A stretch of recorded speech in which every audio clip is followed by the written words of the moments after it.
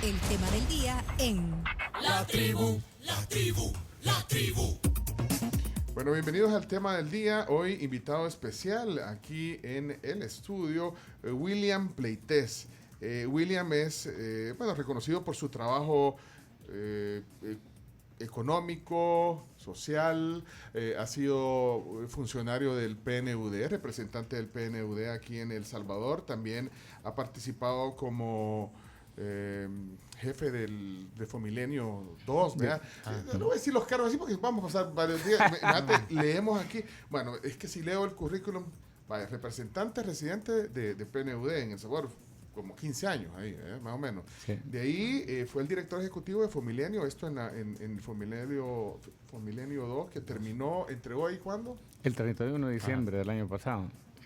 Me acuerdo, salía siempre en los audios, William. Sí, es máster en crecimiento económico y licenciado en economía de la UCA. Así es. Aunque los títulos están con Z, el apellido. Y bueno, y actualmente es consultor de organismos internacionales. Y la semana pasada ha presentado un libro que ya me lo... ¿Qué me hicieron el libro? ¡Ay, aquí lo tengo! Aquí está el libro. Así no se puede. Lo estoy mostrando. Y la verdad que en este contexto quisimos invitarlo. Agradecemos que haya venido. Siempre aprecio la buena disposición que ha tenido con este espacio. A la orden siempre. En todas las etapas. En todas las etapas. Y bueno, se llama La economía salvadoreña después de la independencia. ¿Por qué estamos como estamos? Así es el nombre del Nos va a contar. ¿Por William. qué estamos como estamos? Sí. Pero bienvenido al programa, gracias. No, muchas gracias a ustedes. Siempre, es interesante conversar de estos temas. Ahora, es un documento bien completo. De hecho, estábamos hablando que este libro podría ser incluso material en el pensum estudiantil, conocer desde una perspectiva bien interesante, con datos, con fundamento, con historia, conocer cómo ha venido desarrollándose nuestra economía. Creo que ese es un poquito el tema que en el fondo lleva este documento, William. Sí, exactamente. O sea, quizá contarles que el origen de este libro, en efecto, yo trabajé 15 años en el Programa de las Naciones Unidas para el Desarrollo y entre otras actividades era el coordinador de una publicación que se hacía cada 2 años, que era el Informe sobre Desarrollo Humano de El Salvador. Ahí, en algunos de esos informes, comenzamos a hacer una aproximación sobre el comportamiento histórico de la economía, sobre los modelos económicos que se han aplicado. Y cuando salí del PNUD, entonces me quedó como esa espinita, así, esa inquietud de elaborar un libro mucho más completo, que ojalá pudiera servir de texto para estudiantes de secundaria, de bachillerato, de la universidad, que diera cuenta no solamente de cómo se habían comportado los principales indicadores económicos y sociales, sino que también cuáles eran como las estrategias y las políticas que se habían adoptado en diferentes momentos, ¿verdad? Y quiénes habían sido como los principales protagonistas. Así es como surge. Entonces yo sabía, siempre a uno le enseñan que en el país se han aplicado 3 modelos económicos: el agroexportador, el de industrialización por sustitución de importaciones y el de promoción de exportaciones, o neoliberal, como se le ha llamado últimamente. Yo, sin embargo, agregué 2 periodos, ¿verdad? La economía de guerra, porque durante la guerra, la verdad que la conducción de la economía y los resultados también tuvieron una lógica distinta y un comportamiento distinto. Y también separé de la conducción de la economía el periodo de 1989 a 2004, del transcurrido de 2004 a 2019. Sobre todo desde las administraciones de Saca, Funes, Sánchez Serén, que es el que yo le denomino de las digresiones populistas, ¿verdad? Porque si bien se continúa con el modelo neoliberal, hay un cambio importante, pues, sobre todo que se habla mucho de darle mayor preeminencia a lo que se le denomina una política social, pero no una política social fundamentada en el fortalecimiento, la expansión de las capacidades de las personas, sino que fundamentalmente se trata de una política social, llamémosle así, de atención a la pobreza y no de combate a la pobreza, que son 2 cosas completamente distintas. Bueno, aquí ya retomamos algunas cosas interesantes. Primero que el libro, y después vamos a hacerles examen, niñas. Aquí vamos a hablar de la economía salvadoreña. No, 2 cosas interesantes me llama la atención. Primero, cómo obviamente también la historia tiene que ver pues sí, se plasma lo histórico, en toda esta cronología, digamos, uno. Y lo otro es lo otro que me llama la atención es esas categorías que agrega. Porque entonces, vaya, estamos acostumbrados a eso, 3 momentos de la economía, decía. El agroexportador. ¿Ese de qué año? Entonces, ¿cómo podría? Vamos a ir en orden primero. ¿De qué año a qué El año? modelo agroexportador, llamémosle así, es un modelo heredado de la colonia, donde los países centroamericanos y El Salvador en particular basaba su economía predominantemente en la exportación de añil, principalmente, y por supuesto también en la producción de granos básicos de subsistencia. Y el café tuvo una etapa ahí. Entonces, así se hereda. Lo que pasa es que después entra el periodo de la independencia y entre 1821 y 1845 los países centroamericanos casi que consumen todas sus energías en querer construir la Federación de las Provincias Unidas de Centroamérica. Y eso les lleva a una diversidad de conflictos, ¿verdad? En donde los que más participan son Guatemala y El Salvador, en tercer lugar Honduras, y el que menos participa en esos conflictos es Costa Rica. Entonces, El Salvador participó en más de 40 batallas, ¿verdad? Entre 1821 y 1842, Costa Rica solamente en 2. Y entonces, a pesar de que Costa Rica arranca como el país menos desarrollado de los 5 centroamericanos que se independizaron, ya a la altura de 1840, 1850, ya mostraba mejores indicadores. Ya sacó ventaja ahí. Ya había sacado ventaja porque los otros se habían despilfarrado sus recursos en prácticamente en guerras, ¿verdad? Y habían generado como mucha destrucción, inclusive las plantaciones de añil eran a veces objeto de destrucción, ¿verdad? Y es hasta más o menos en la década de los 40 en donde los estados, todos pues llegan al consenso de que no hay viabilidad de una federación centroamericana, y entonces comienzan a tratar de instaurar como sus propios estados y comienzan a impulsar, llamémosle así, una política de diversificación agrícola. En esa época se les llamaba los frutos de más esperanza, y aquí se promovió cultivos tan diversos como la vainilla, el trigo, no solamente el café, el algodón, el azúcar. ¿Y qué pasó con eso? Con la vainilla, por ejemplo. Bueno, es decir, uvas, bueno, muchos de ellos tuvieron alguna expansión temporal, ¿verdad? Por ejemplo, poca gente sabe que fuimos autosuficientes en la producción de trigo en algunos momentos del siglo XIX. Sí. Entonces, pero también a finales de los años 40 ocurrió un fenómeno muy particular, y fue la fiebre del oro en California. La fiebre del oro en California trajo como consecuencia una expansión del comercio en el Pacífico. ¿Por qué?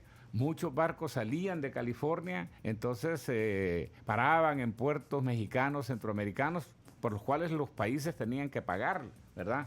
Y posteriormente también se construyó una vía férrea para unir el Atlántico y el Pacífico por Panamá, y entonces eso abarató sustancialmente los costos de transporte. Entonces, productos de volumen como el café fueron los más beneficiados, ¿verdad? Por eso es de que, bueno, si uno observa entre 1850 y 1865, todavía no se visualizaba que realmente el café iba a ser el nuevo producto estrella de exportación. Entonces, pero ya en esa década 60 y 65, 70, en ese quinquenio, experimenta un crecimiento tan fuerte a tal punto que ya en 1871, por primera vez las exportaciones de café superan a las de añil. ¿Verdad? Ahora, para eso el Estado jugó un papel fundamental, ¿verdad? No es que la producción de café se expandió, llamémosle, naturalmente. No, ¿verdad? El Estado jugó un papel activo. Por eso es de que ese modelo agroexportador, yo digo que está basado en 5 estrategias. El primero de ellos es la consolidación del grupo político, llamémosle así, que lideró el proceso. O sea, en realidad se generó una suerte de consensos, ¿verdad? Entre las élites económicas, políticas y militares, para apostarle a la diversificación de la agricultura de exportación. Y si uno examina a los funcionarios, se va a dar cuenta que hay casi una repetición, ¿verdad?, o una rotación de cargos entre muchos de ellos para tratar de asegurar que haya continuidad en las políticas.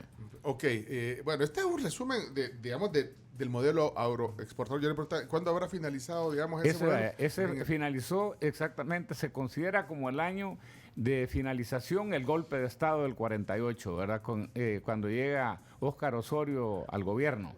Entonces es en 1948, o sea, es un modelo que dura más de 100 años. Eso es lo que quería ver, pero primero eso, la duración que tuvo ese modelo agroexportador en nuestro país, económico, digamos, y lo otro es el café, porque el café, bueno, usted dice, bueno, todo lo que antes había pasado, pero en el café se vio, digamos, una oportunidad de hacer riqueza, aunque pues, se cita... No, y de hecho generó riqueza, generó mucha riqueza. Aunque, digamos, era una élite también. Exactamente. Era una élite. Bueno, Exactamente. la élite que estaba generando riqueza, ¿verdad? Pero eso se traspolaba a generar bienestar, digamos. Eso era producto, me parece. Y aquí uno ve, por ejemplo, cómo Costa Rica, siguiendo el mismo modelo, generaba resultados socioeconómicos diferentes. ¿Cuál era en qué se fundamentaban esas diferencias? Bueno, en primer lugar, era un periodo donde la mano de obra en El Salvador era escasa. O sea, que ese es un tema así de casi que la gente se cree que es inimaginable, que siempre hemos sido sobrepoblados. Era escasa por dos razones, ¿verdad? En primer lugar, porque el 40% aproximadamente de las tierras del país eran tierras de uso común. Entonces, las personas tenían en los diferentes pueblos lugares donde cultivar sus propios bienes, ¿verdad? Para sostenerse. Entonces, mucha gente prefería trabajar por su propia cuenta que irle a trabajar, por ejemplo, a un hacendado. Entonces, también eran épocas también con tasas de mortalidad muy elevadas. O sea, la esperanza de vida de la población a lo largo del siglo XIX fue de menos de 30 años, ¿verdad?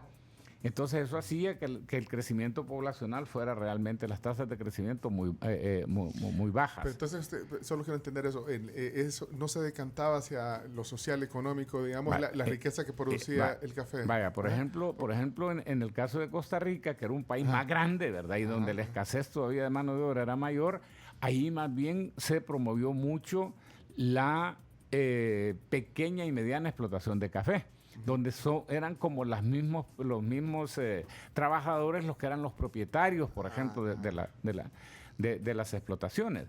Y fue el país que introdujo primero el café en Centroamérica ya como cultivo comercial. Entonces, en El Salvador no, en El Salvador prácticamente, como se vio que había escasez de mano de obra, una de las estrategias impulsadas fue la abolición de las tierras de uso común. Se promulgaron en 1881 la ley de abolición de tierras comunales y en 1882 la ley de abolición de ejidos.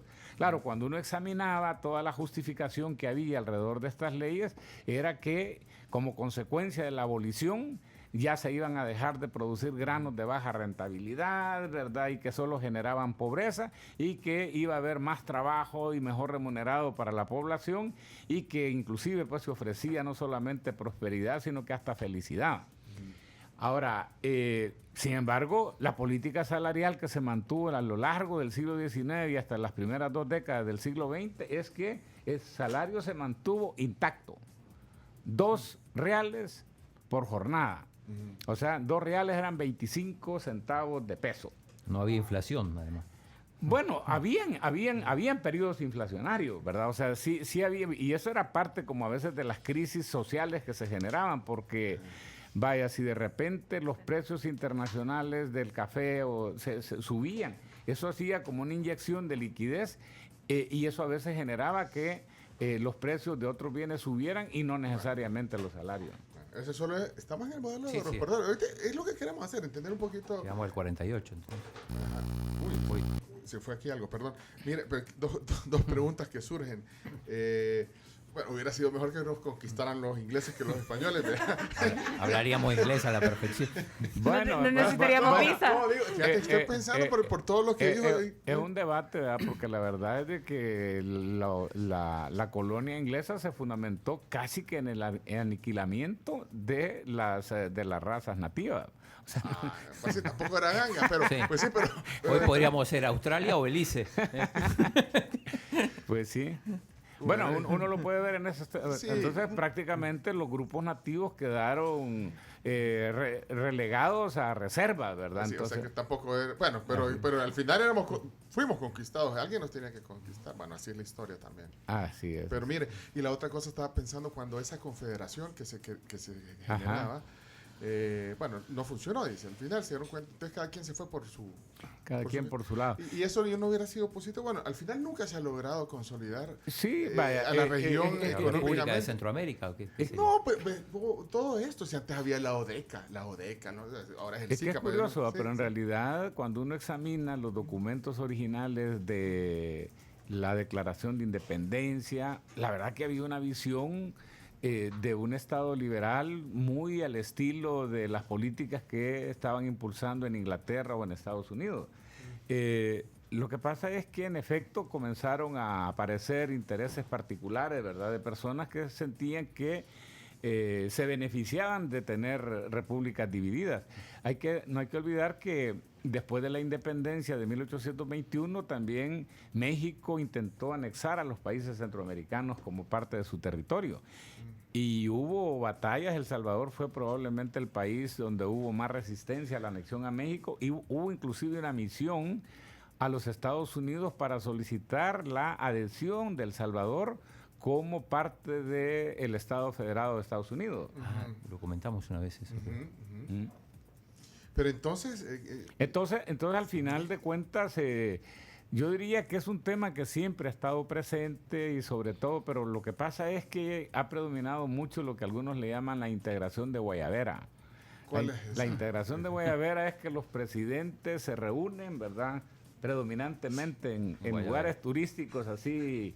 pero eso era en los 70 y 80. Bueno, sí. En Ibiza. Y entonces, ¿verdad?, hacen grandes declaraciones, todos En Guayabera. Yo me acabo de hacer una imagen de Molina, del presidente Molina en Guayabera, allá en la isla de, no sé, en San Andrés. Sí, bueno, generalmente en cualquiera de las, o sea, se rotaban a veces las ciudades o los lugares donde se iban a hacer las reuniones, pero la idea era básicamente decir que tenían toda la voluntad y presentarse como integracionistas, pero del 100% de compromisos tal vez se cumplían el 2% y probablemente los menos relevantes. Pero cree que, bueno, es que también no vamos a estar, por supuesto, pero ¿qué tal si hubiera mantenido esa Centroamérica unida en ese tema, por lo menos, qué tipo de economía seríamos si eso hubiera sido mejor, hubiera mejorado? Hubiéramos ido a más mundiales. No, pero de integraciones, o sea, pues, siempre Costa Rica, usted lo dice, siempre Costa Rica jala por su lado. No, pero yo sí creo, ¿verdad?, que el no haber logrado una integración sólida sí ha sido costoso para Centroamérica. Y yo digo que inclusive hasta para Costa Rica y Nicaragua y Panamá, que son como los dos países que de alguna manera Se fueron por su lado. No, pero ahí hay un elemento, ¿verdad? Es también el aprovechamiento de la ventaja competitiva natural más importante que tiene Centroamérica después de la laboriosidad de su gente, que es la posición geográfica privilegiada para ser un centro productivo y logístico de importancia mundial. O sea, en realidad a Guatemala, El Salvador, le hace falta una mayor integración territorial, por ejemplo, con Panamá. Esa es una ventaja que la sacó temprano también Costa Rica. Cuando Estados Unidos construye a principios del siglo pasado el Canal de Panamá, también a Costa Rica se le abaten fuertemente los costos de transporte. Nosotros deberíamos de ser una región donde deberían de haber, por ejemplo, líneas férreas de transporte de personas y transporte de carga desde Guatemala hasta Panamá y carreteras. Bueno, vamos a empezar por el tren del Pacífico. O sea, lo que pasa es que hay que unir, ¿verdad? Es decir, si solamente se une internamente, sirve de muy poco. Hay que unir el norte con el sur y el Atlántico con el Pacífico por varios cruces. Pero entonces todavía debería estar eso en el tapete, la integración. Hoy debería ser inclusive más. Lo que pasa es que nosotros hemos tenido, como se llama, 3 etapas, diría yo, de la integración. La primera es esa, después de la independencia, donde básicamente se veía más como un fenómeno de tipo político, ¿verdad? Todavía no había una estrategia económica detrás.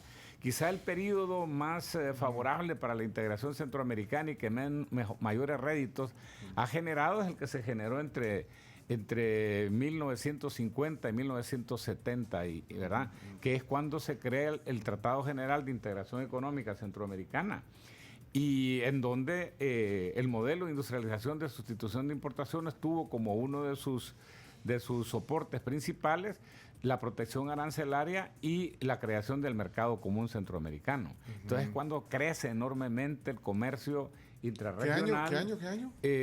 Básicamente entre 1950 y 1970 es la época de oro. Acordemos que la guerra con Honduras le genera problemas, ¿verdad? Ya Sí. al proceso de integración regional, y si bien continúa en la década de los 70, ¿verdad? La verdad pues que había perdido ya cierto dinamismo y se cae completamente con el estallido del conflicto armado. Esa sería la segunda etapa, digamos. Esa es la segunda etapa, ¿verdad? La industrialización.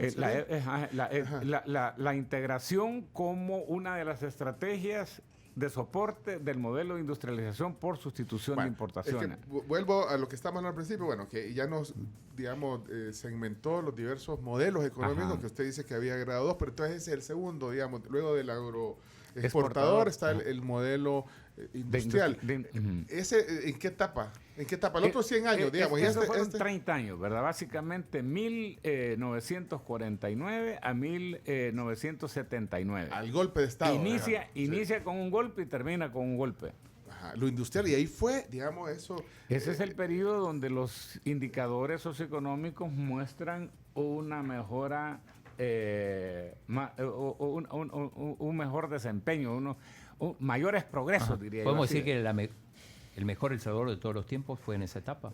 Vaya, yo diría que en la parte socioeconómica. Ajá. Sí, acuérdate que estamos hablando sí. desde el punto de vista O sea, socioeconómico, aunque lo político no se puede desligar. Ahora, en realidad, bueno, si uno ve, por ejemplo, qué pasó con la esperanza de vida, con las tasas de escolaridad promedio, con las tasas de mortalidad, la tasa de mortalidad infantil, la tasa de crecimiento económico, si uno examina qué pasó también con la generación de empleo, si uno examina también toda una diversidad de medidas de protección social que se adoptaron en la época, la incorporación de la política de salario mínimo.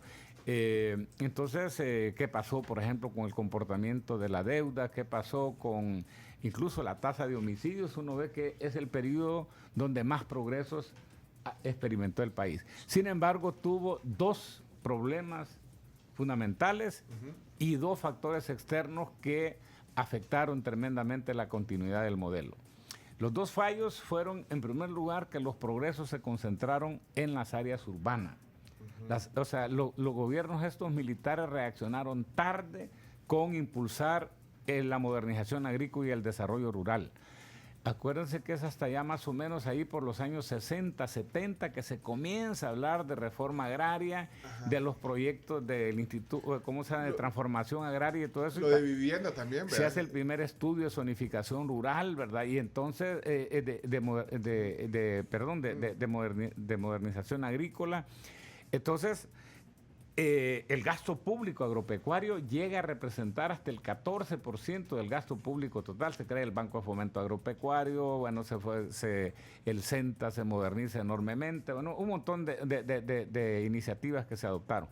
Pero en realidad el agro, la población rural ya mostraba niveles de pobreza sustancialmente mayores que en las áreas urbanas, y no es casual pues que los movimientos insurgentes prácticamente se hayan movilizado rápido a las áreas rurales, que encontraban un caldo de cultivo precisamente para poder hacer la revolución que anda. Esa convulsión social, digamos, entonces no supieron los gobiernos ahí lidiar con ese fue un fallo. El otro fallo es el que yo digo, ¿verdad?, que a veces es no saber administrar los éxitos.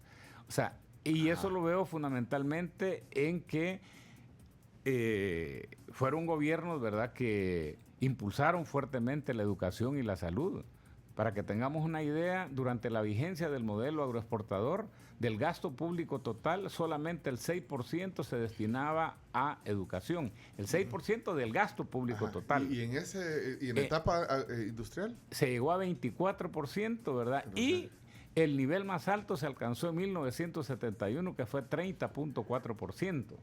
O sea, estábamos hablando casi de la tercera parte del gasto público total destinado a educación. Aquí viendo el libro de William Pleites, aquí estoy viendo ese capítulo habla de la creación del Polo de Desarrollo Industrial en esa etapa, Ilopango, Exacto. Soyapango. Ahí cita algunas de las empresas que operaron entre el 50 y el 80. Estoy en la página ¿Cuál? 213. Decía alguna. Vaya, las que nacieron en ese tiempo, Diana, Productos Alimenticios Diana, National Instruments Corporation, Tabacalera Salvadoreña, Laboratorios López, López Davison, la planta de torrefacción de café, Muebles Prado, Embotelladora Salvadoreña, Adoc, Lido, Plastimet, Conelca, Bifrío, Molsa. Estoy citando algunas aquí. Bueno, estas son de algunas de las empresas que en esa época industrial vinieron a marcar diferencia, digamos. Acordémonos que era una época en donde inclusive pues se hablaba de que El Salvador se podría convertir en el pequeño Japón de Centroamérica porque era de los que más progreso industrial estaba experimentando. Wow, tanto así. Es que eso era una etapa, Uy, bueno, qué- aquí vinieron, yo no sé si esta National Instruments es la misma Texas Instruments. ¿O Sí, era? Texas Instruments, sí, ¿Se sí. hacían las calculadoras aquí?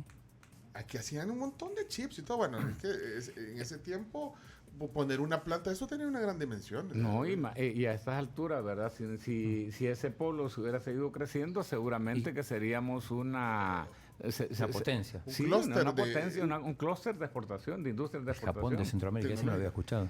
No lo había escuchado. Suiza de Centroamérica, Suiza sí los he escuchado. Singapur, No, pero Suiza Dubái. de Centroamérica es Costa Rica, no le Es quité ese cierto. título.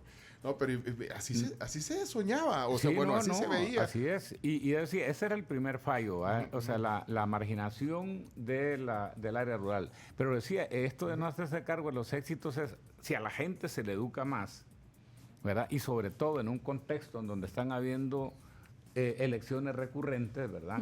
Pues la gente cree que uno va a participar a las elecciones para elegir a quien uno prefiera. Pero ese periodo también se caracterizó por un deterioro del respeto a los derechos civiles y políticos. Pues sí. ¿Verdad? Y entonces eso, sobre todo a finales de los años 60, ya se comenzaba a observar. Bueno, 1972 fue como muy elocuente el fraude, ¿verdad? Con que la UNO, hubo la UNO. contra la UNO y en el 77, bueno, entonces, pero también hubo dos elementos externos Externos, eso es. que a menudo se olvidan, y probablemente por eso es que se hacen interpretaciones hasta un poco injustas, digo yo. Bueno, el primero es que estábamos en un periodo de una altísima tasa de crecimiento demográfico. O sea, los años 60 y los años 70 eran años de tasas de crecimiento demográfico de aproximadamente 3.5% por año. Aquí, datos locales. Datos locales, o sea, estábamos en un periodo de explosión ¿Y poblacional. cómo afecta eso? Negativamente, digo. Claro, porque lo que pasa es que hay mayor demanda de empleos y entonces hay que... Pero entonces que las familias de los 60 y 70 que tenían 4 hijos, Bueno, 3.5. No. ¿Por qué? Esa era la tasa de crecimiento. Las familias tenían generalmente 7, 8, 10 hijos. No, pero eso en los tiempos de mi papá. Bueno, es que... Bueno, O sea, ya nosotros, yo nací en los 60. Bueno, 60, 70, por eso digo, ¿Qué tenías? teníamos o sea, familias más o menos de esos tamaños. Eran los Bueno. periodos, eran los periodos como de mayor. Bueno, acordémonos que la tasa de crecimiento demográfico, las tasas de natalidad están relacionadas también, en este caso, por ejemplo, con el tamaño de las familias y con el hecho de que todavía teníamos un predominio de población rural, aproximadamente el 60% de la población era rural. Pero lo que quiero decir es de que, pero hubo otro elemento adicional, fue la guerra con Honduras.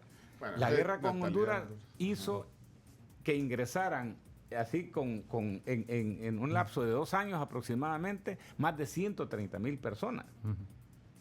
Que sería como un impacto similar a que de repente, por ejemplo, deportaran a los tepecianos en El Salvador. ¿Cuánto sería? Pero ese es un elemento externo, pero también interno, porque, o sea, O sea, es externo desde la perspectiva Ajá. de que no se generó internamente, sino que Ajá. fue producto de un mal manejo de una diferencia con un país vecino.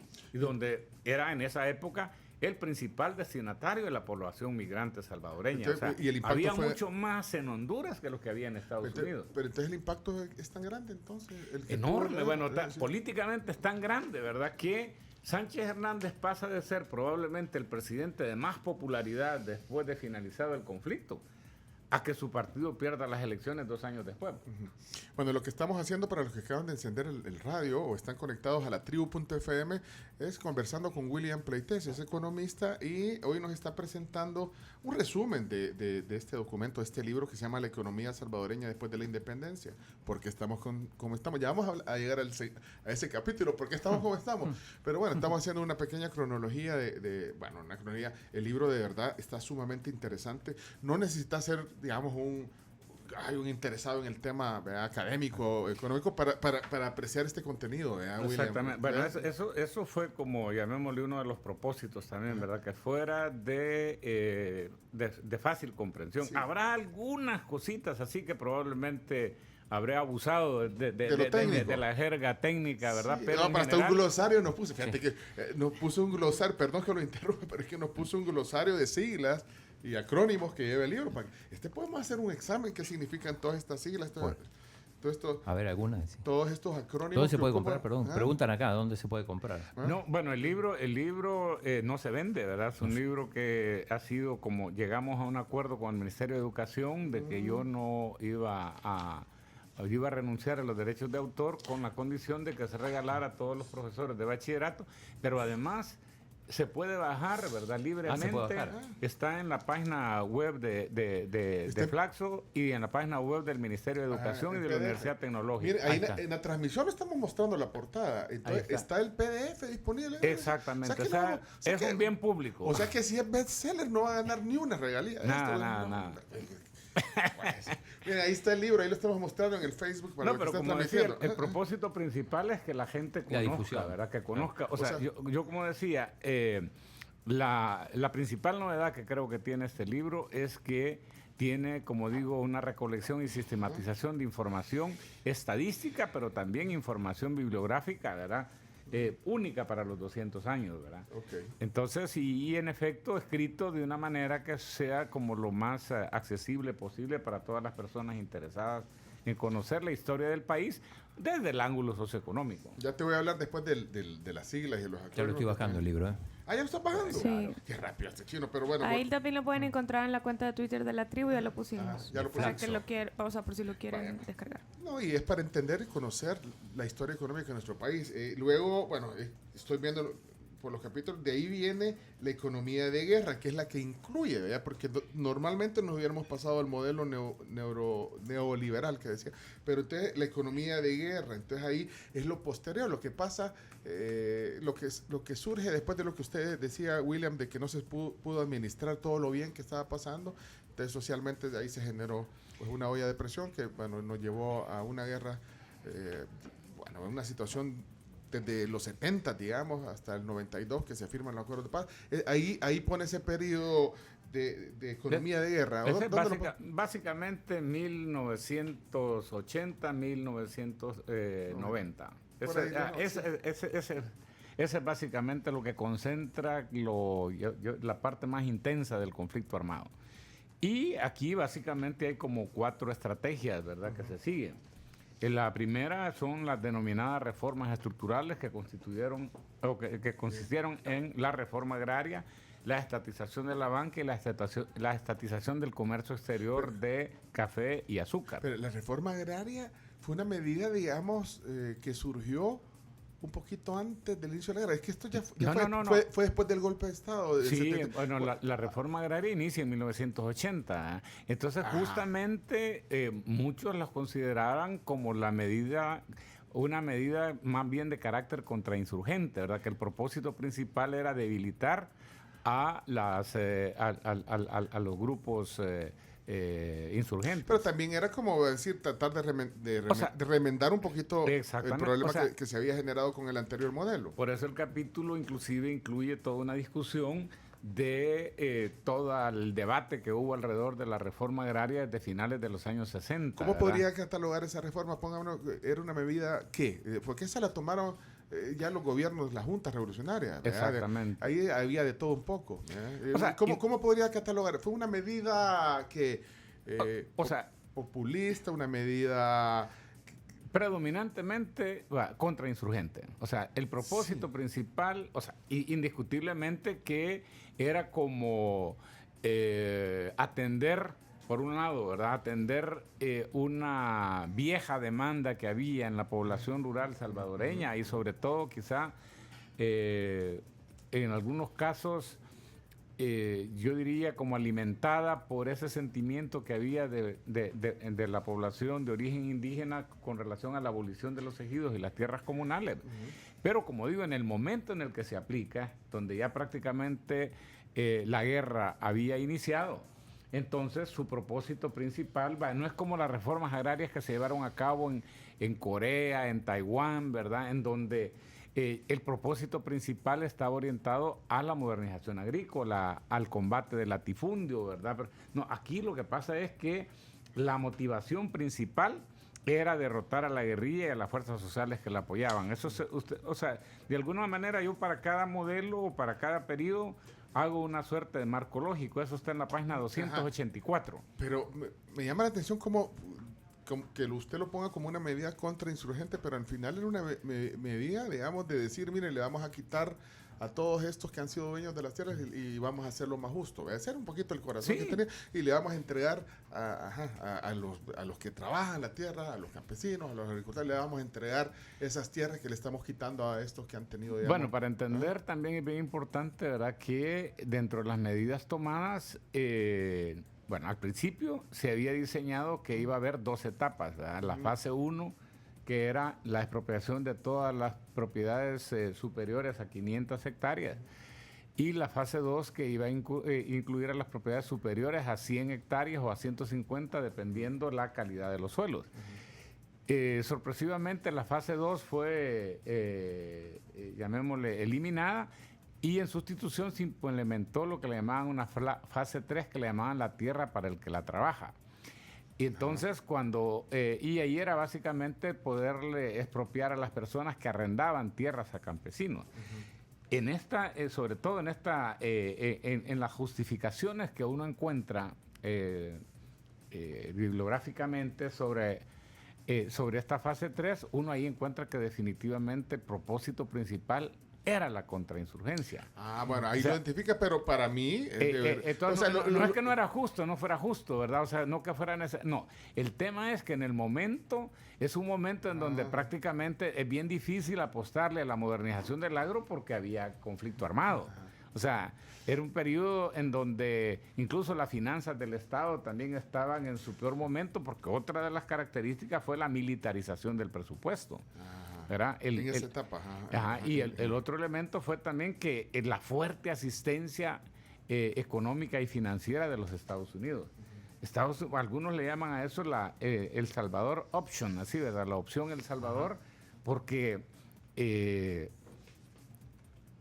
el apoyo de Estados Unidos fue tan fuerte en ese periodo que se dice pues que en términos económicos fue la mayor intervención posterior a Vietnam y anterior a Afganistán. ¿Así de fuerte? Así de fuerte. Aquí estamos hablando algunos hablan de entre 4 y 6 mil millones de dólares, lo que le costó precisamente el apoyo de los Estados Unidos a El Salvador, no solamente en ayuda económica, sino que también en ayuda militar. William, por lo que nos está contando, entonces quiero hacer esta pregunta. Si es que la reforma agraria, digamos, era una buena idea, pero fue mal ejecutada porque los propósitos se fueron, digamos, con lo que usted está diciendo, que concluye que fue una medida contrainsurgente. Entonces, quizás la reforma, bueno, no está mal, la reforma, redistribuir y todo, pero al final, ¿cree que fue una medida atinada o no funcionó como debería de haber sido, digamos, el carácter de una reforma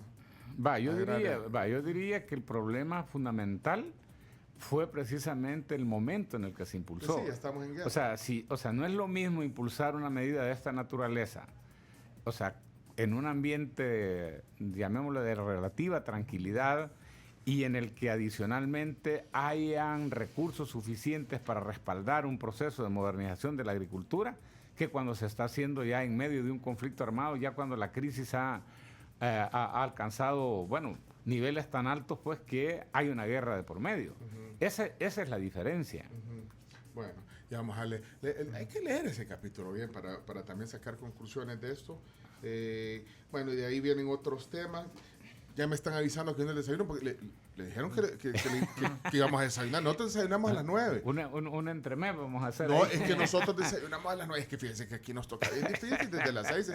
Pero ya vino el desayuno. ¿Nos va a acompañar con una fruta o un yogur? Sí, o algo tal vez así? un yogurcito. Sí. Vaya, Ujú. hay yogur, ¿no? O si Camila. no, frutas Hay, cualquiera. hay fruta, ¿Y qué más hay? O sea, que sea algo light. hay tostadas francesas, hay también desayuno de huevitos, frijoles, plátano, O así. sea, está el desayuno típico también, ese es completo. completo. No, yo prefiero tal vez frutitas, si no... Ok, un- ya. Sí, y ahorita en lo que seguimos platicando, bueno, de ahí sigue avanzando, digamos, bueno, ahí habríamos que tomar buen tiempo para ir parando en cada uno de los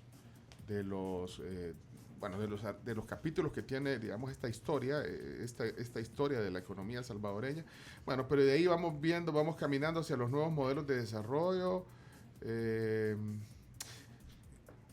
¿Cuál sería ahorita el actual modelo? ¿Qué modelo estamos? Porque no es neoliberal, ¿o sí? ¿Cuál es el modelo? Vaya, de hecho, en 1989 comienza un nuevo modelo, que es el modelo que se le denominó en su momento de promoción de exportaciones y atracción de inversiones, ¿verdad? Que es el también conocido como el modelo neoliberal. Ajá. A ese es el que se conoce como el modelo neoliberal y que yo lo califico como, si ustedes pueden ver Sí, ahí, sí. el modelo de promoción de exportaciones, y yo le pongo puntos suspensivos de mano de obra. Porque este era un modelo, se llama del consenso de Washington, el modelo de promoción de exportaciones de mano de obra. Le pongo, esto está en la página... 327. que 28, sí. Ajá, Sí, ahí está. Ahí está. Sí, no, ya lo tenés, ya lo bajaste, ya lo tenés ahí el Lo libro. tengo acá, sí. Ah, 27, Y aquí perdón, lo tengo. 327, Sí. sí. Ujú. ¿Qué número de página, perdón? 327. Ya vamos ahí. Vale, entonces, este era un modelo que partía de, en primer lugar, la premisa que ellos decían, miren, el modelo de industrialización por sustitución de exportaciones está agotado, ¿verdad? Esa era como una de las premisas. Y que si el país quería crecer a tasas altas y sostenidas y generar suficientes empleos, tenía que apostarle a la ampliación y diversificación de las exportaciones intensivas en mano de obra. Pero que a la postre terminó más bien en la exportación de la mano de obra, ¿verdad? Claro, y ahí es donde, ahí está también en ¿cómo se llama? Pueden ver ustedes en la página 300, vamos a ver, 35, aquí está, bueno. Bueno. Pero si quieren, descríbame lo que... el tema es, ¿verdad? Que, ¿cómo se llama? Como decía, era un modelo que partía de esa premisa, ¿verdad? De que para lograr tasas altas y sostenidas se necesitaba ampliar y diversificar las exportaciones y, en consecuencia, se implementó lo que algunos le llamaban el consenso de Washington, ¿verdad? Este consenso de Washington era una suerte, pues, de casi que de manual que se había desarrollado para promover supuestamente el desarrollo en el mundo, que estaba basado como en 10 políticas. Algunos le llamaban el decálogo de las políticas del consenso de Washington. Eso está en la página 336, ¿verdad? Que supuestamente los países tendrían que tener disciplina fiscal, o sea, de manera tal pues que en vez de tener déficit fiscales registraran superávit fiscales. También era necesario también hacer una suerte de racionalización del gasto público, Ajá. ¿verdad? A favor precisamente, o sea, de tratar de hacer ajustes del personal que fuera innecesario, eliminar los subsidios indiscriminados, ¿verdad? Las reformas tributarias, ellos decían, mire, no es bueno que los países tengan demasiados impuestos, es mejor hacer depender los ingresos del Estado de 3, 4 tributos de base amplia y de alta recaudación. También estaba la liberalización financiera, o Punto sea, 4. en el modelo de sustitución de importaciones era típico que hubieran líneas de créditos a tasas de interés preferencial para la industria, para la agricultura. Aquí la idea, no, miren, o sea, de hecho habían topes de crédito, no se podía otorgar más de determinado porcentaje del crédito total, por ejemplo, para comercio y servicio. Aquí se dejó libremente, pues, en función de la oferta y la demanda. Mire, alguna cosa perdón que lo interrumpa, William, pero me llama la atención que en este capítulo usted cita, de hecho, cómo se construye FUSADES, que se integró por por más de 100 empresarios, profesionales, y de ahí, porque yo le iba a preguntar que quiénes eran los impulsores de ese modelo, y realmente parte de FUSADE, es más, usted cita ahí en el libro que fue tan exitosa la estrategia de que los miembros fundadores de FUSADE salieron 2 presidentes de la República. Exactamente. O sea que ese modelo era impulsado, digamos, por esta... Claro, por los empresarios, digamos, del país. Como digo, primero, ¿verdad? Fue un modelo que comenzó a desarrollarse teóricamente alrededor del pensamiento de este profesor de la Escuela de Chicago, Milton Friedman, ¿verdad? Y que a América Latina lo trajo Arnold Harberger, con los famosos Chicago Boys, ¿verdad? Entonces, ese modelo, dado de que Chile había después del golpe de Estado contra Allende, había resistido, llamémosle así, a todas las crisis de las deudas que también experimentaron otros países sudamericanos, comenzó a ser proyectado internacionalmente como el milagro chileno. Claro, es decir... Entonces los Chicago Boys aquí eran los de FUSADE, entonces. Los Chicago Boys vinieron efectivamente, o varios vinieron aquí a FUSADE, ¿verdad? FUSADE fue fundada en 1983, ¿verdad? Ajá. Y ya en 1985 saca un primer librito que era como el manual del nuevo modelo, que se llama Alineamientos para un nuevo modelo económico en El Salvador. Así se llamaba el librito que se sacó, donde de alguna manera estaban esbozadas ya las diferentes políticas, pero sin duda el núcleo central era FUSADE, ¿verdad? Donde uno podría ver los miembros fundadores, en efecto, ahí habían principalmente empresarios, economistas, profesionales, ¿verdad? Y así académicos, ¿verdad? Y como digo, el modelo fue exitoso desde el punto de vista político porque 6 años después de la creación de FUSADE ya había llegado pues el primer presidente, ¿verdad? Que era el presidente Cristiani, que como digo llevó a varios miembros fundadores de FUSADE a su gabinete. Y una de las medidas importantes fue eliminar los monopolios del gobierno, exactamente. entre otras. ¿verdad? Exactamente, o sea, ahí estaban las privatizaciones. Ese era el punto, sí. El 8, privatizaciones, dice, las empresas del Estado deben ser privatizadas, así es. Entonces, prácticamente se partía de que el mejor Estado era el menor Estado. O sea, y a diferencia del modelo de industrialización por sustitución de importaciones que partía de la premisa de que el Estado debería jugar un papel fundamental, ¿verdad?, en la orientación del desarrollo económico y social, aquí se consideraba pues que el Estado debería de reducirse a un tamaño mínimo para no afectar el desempeño de la iniciativa privada.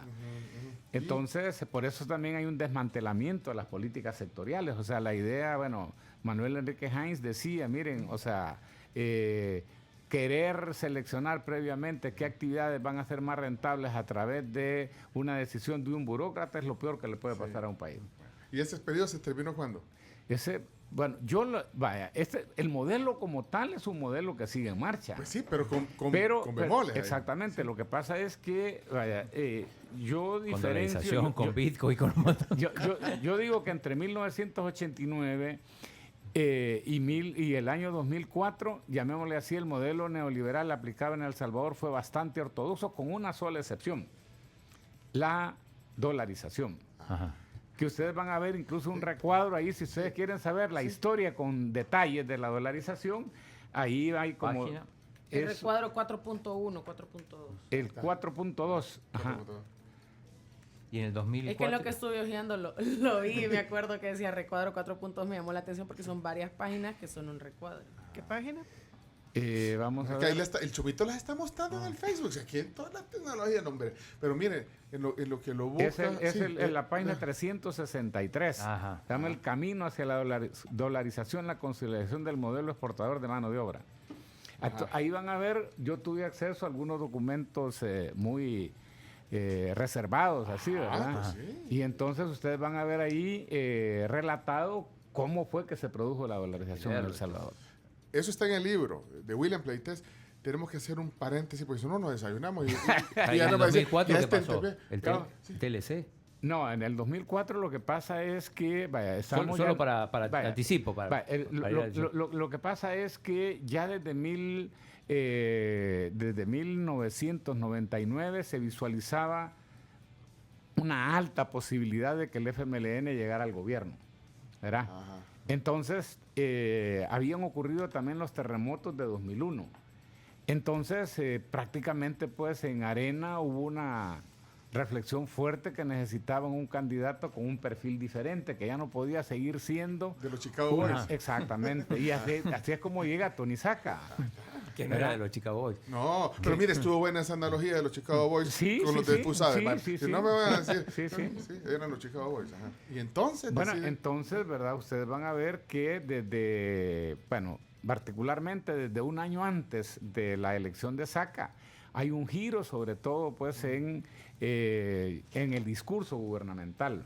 Y en primer lugar es que a través de una política de comunicaciones se comienza a posicionar como el principal obstáculo y enemigo del país a las pandillas. Entonces se comienza a hablar del plan mano dura, ¿verdad? Y que la idea, pues, es proyectar quién era la persona que tenía esa capacidad de tomar decisiones fuertes para poder enfrentar ese problema, y Tony Saca comienza básicamente a fundamentar su campaña alrededor del plan Super Mano Dura, y también comienza ya con una serie de eslogans, ¿verdad? Que las mujeres no van a quedar solas. ahí viene un cambio, ahí es un punto. mejor Ahí inflexión. está. Sí. ya prácticamente no se está ofreciendo eficiencia, no se está ofreciendo ampliar exportaciones, sino que Industria. supuestamente ya más a lo que la gente le está apretando más el Lo zapato. mejor está por venir. Lo Mejor está por venir. ¿Sabes qué? Sí, venimos con este último segmento. Tenemos todavía un segmentito más para Yo lo decía terminar. por el desayuno, que lo Sí, mejor está. pero- no, ahorita viene el desayuno de La Pampa, pero miren, a mí me alegra cuando leo comentarios. Voy al WhatsApp y leo, buenos días, tribu, dice Carlos. Qué súper genial la entrevista de hoy. Yo también la he disfrutado. Y leo un comentario aquí, dice, interesante programa. Yo recuerdo cuando se hablaba del Japón de Centroamérica, cuando estaba Texas Instruments, según entiendo, cerró. Mucha gente inteligente en El Salvador, dice aquí, gracias. Y así otros comentarios. Es William Pleites, economista, que hoy nos viene a presentar formalmente este libro que se llama La economía salvadoreña después de la independencia. ¿Por qué estamos como estamos? Viene la última parte ¿Por qué estamos como estamos? cuando regresemos. William, gracias por estar aquí. A la Ahí viene orden. su fruta. Ahí viene Gracias, su fruta. gracias. Ahí viene la fruta de William, de La Pampa. Camila, vos vas con las tostadas, ¿verdad? Tostadas, Sí, señor. ok. Acuérdate. Camila está muy atenta. Ahí tenés bajado el libro ya, ¿verdad? Sí, ya. Ya la Vos- gente que lo está pidiendo. De hecho, vos estudiaste al principio de esto economía, ¿verdad? Yo estudié economía, ajá, un rato. Ya te vamos a hacer el examen. Es que también ya ha dado clases, ¿verdad? La William? de historia de economía, No, pero eso está esto bueno. es súper extenso. A mí preguntarme así un poquito de macro. por ahí. Mira, y leo aquí un comentario que dice, mira, no cualquiera hace lo que hace William, dice aquí, mira. No, hay gente Es que ceder Ah, claro. el saber. conocimiento, ceder el saber. Y también Ceder el saber, el poder explicar términos a veces tan complejos de la materia de economía y poderlos tropicalizar para que cualquiera los logre entender. Ceder el saber. Pues no, pues sí, se dio los derechos del libro. Sí. Vale, pues, yo dije, ¿cuánto le debo? Le pregunté, porque me trajo un libro. No, pero eso cuesta. ¿Cuánto le debo? Le dije yo a Yo dije, William. me van a banear el video, dije. Sí, no, pero ya los derechos están cedidos. Vamos a la pausa, venimos con el cierre. ¿Tienen algún comentario, alguna pregunta? Ahorita es el momento de escribirle en el WhatsApp cuando regresemos. Carms. También saludos a Mili, a Milcar, a Rafael Torres, a Ana, a Juan Carlos, a William.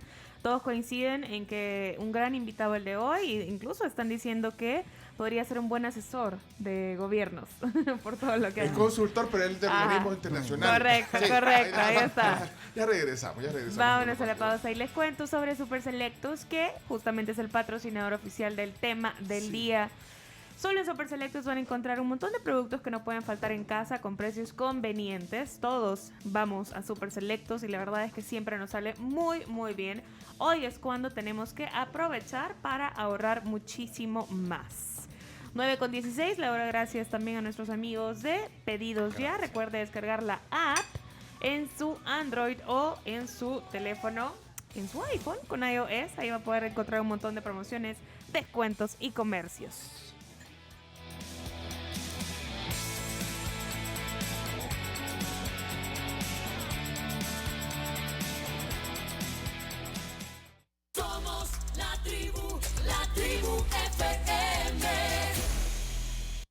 Caja de Crédito Metropolitana, ahora más cerca de ti.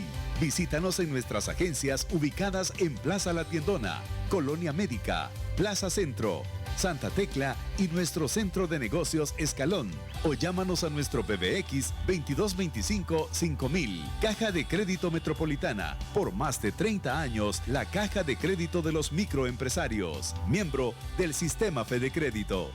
Por más de 30 años apoyamos a la micro y pequeña empresa. Llámanos a nuestro PBX 2225-5000 o búscanos en nuestras redes sociales, en Facebook como Caja de Crédito Metropolitana e Instagram como @cametrosb. Estamos donde nos necesitas. ASA es la compañía de seguros con presencia en toda Centroamérica. Contacta a tu asesor de seguros o llámanos al 2133-9600. ASA, el león a su lado. En Sears encuentras todo en un solo lugar. Más de 51 departamentos para encontrar lo que te gusta. ¿Y tú, ya tienes tu tarjeta Sears? Solicítala y disfruta de sus excelentes promociones. Visítanos en Centro Comercial Multiplaza. Sears, todo en un solo lugar. En Sears encuentras todo en un solo lugar. Adquiere tu tarjeta Sears y disfruta de todas sus promociones. Visítanos en Centro Comercial Multiplaza. Sears, todo en un solo lugar. Dale luz verde a tus sueños con Excel Talleres y recibe ionizado gratis al comprar tus llantas o baterías de marcas seleccionadas. Válido del 1 al 30 de junio. Haz tu cita al 2210-4200. Descubre un sabor sorprendente con el nuevo sándwich campero tocino jalapeño. Sándwich con filete de pollo extra crujiente, tocino, queso y rebanadas de jalapeño. Disfruta del sabor tierno, jugoso y crujiente. Pídelo al 2273-6000 o pasa al auto campero. La pasta para Chaomín de la marca Ricobrand la fabricamos precociéndola con vapor de agua sin minerales, purificada con rayos ultravioleta, sin cloro, sin grasa y sin aceites, para que te quede fresca, suelta y su sabor. ¡Qué delicia! Cuando las deudas hay que pagar, pero la quincena no te va a alcanzar. Cuando el estrés del problemón se convierte en retorcijón, toma Espasmofin, porque Espasmofin a los espasmos psicólicos les pone fin. Espasmofin es de Rodin. En caso de duda, consulte a su médico o farmacéutico. Lea cuidadosamente las indicaciones del empaque. En invierno, las probabilidades de escuchar este anuncio mientras está lloviendo son altas, así como las probabilidades de encontrar filtraciones, goteras y humedad en nuestras paredes. Haz que las probabilidades de un mal clima estén a tu favor, protegiendo a prueba de invierno tus techos, losas y paredes con impermeabilizantes Aqualock de Sherwin-Williams. Bloquea el calor y la lluvia con Aqualock 8000 de Sherwin-Williams, el impermeabilizante que elimina goteras y rinde más por metro cuadrado. Para una casa a prueba de invierno, pregúntale a Sherwin-Williams. Posiciona tu emprendimiento, planifica, diseña y coloca publicidad digital en vía pública a través de vivaoutdoor.com Pleca Shop. Tarifas exclusivas para emprendedores. Viva Outdoor. Para ti que sueñas con tu propia casa, accede a tu línea de crédito de vivienda solidaria de Coaspae DRL. Te financiamos el 100% del valor de tu vivienda, hasta $75,190 a una tasa desde el 9.25% y hasta 30 años plazo. Llena tu solicitud de crédito de vivienda solidaria en www.coaspaerl.com o visítanos en cualquiera de nuestras agencias. Para más información, escríbenos al WhatsApp 6062-3064. Coaspae DRL, tu familia financiera. En Grupo Q celebramos 70 años de innovación, ofreciendo los mejores servicios en tecnologías de mantenimiento. En nuestros talleres tendrás la garantía de que tu vehículo está en las mejores manos, con repuestos originales y personal altamente capacitado para que recibas siempre la mejor calidad y los mejores acabados en pinturas originales. Tenemos 70 años dándote seguridad, facilidad y buen servicio para que nunca te tengas que preocupar por nada. Llámanos al 2248-6400 y dale a tu auto el servicio que se merece. Grupo Q. ¡Ey! Pedimos la cuenta. No traigo efectivo. Yo olvidé mi billetera. Tranquilos, yo pago con mi celular. Ah, ya. ¿Lo vas a dejar empeñado o cómo? No, solo abro la app de Davivienda desde mi celular y pago con código QR. Descargue ya su app Davivienda El Salvador o app Daviplata y pague rápido y seguro con código QR. Así de fácil. Davivienda. ¿Sus inversiones están aprovechando al máximo los beneficios tributarios? Con el Plan Dinámico de Ahorro Previsional Voluntario de Crecer, podría obtener beneficios tributarios sobre sus aportes que permanezcan por 5 años o más cumpliendo las condiciones de ley.